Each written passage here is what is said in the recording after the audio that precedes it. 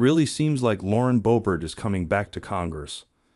The firebrand congresswoman navigated the infamous Beetlejuice incident by switching districts to become the favorite in Tuesday's primary.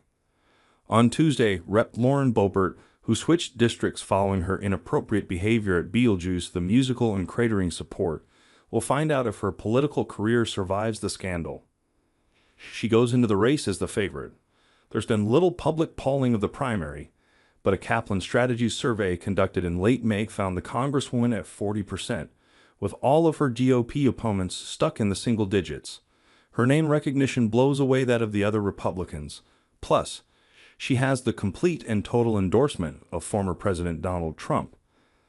That makes it look like Boebert might just come out on top.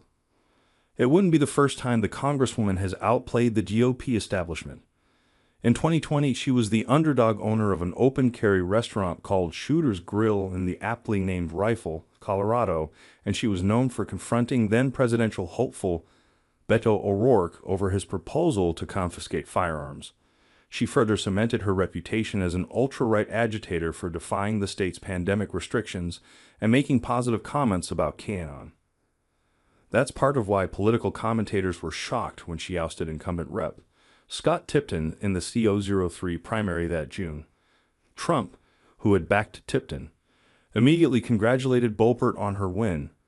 She soon became a MAGA darling, putting Trump's face on Mount Rushmore and heckling President Joe Biden when he talked about cancer-stricken veterans during the State of the Union. Back in Colorado, Boebert told a church crowd, "I'm tired of this separation of church and state junk." Some die-hard conservatives loved it, but voters in her district were lukewarm.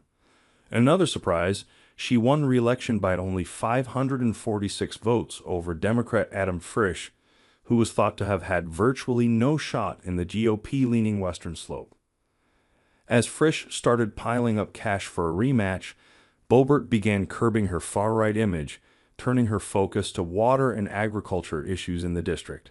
She was in the headlines again when she announced she was about to become a 36-year-old grandmother, and again when she filed for divorce. But many Republicans in the district were happy to see that she appeared more focused on the issues. Then came the Beetlejuice incident.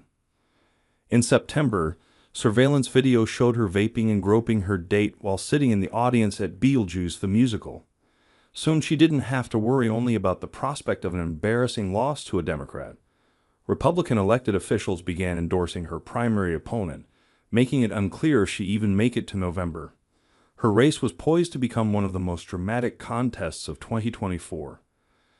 But Boebert had an answer.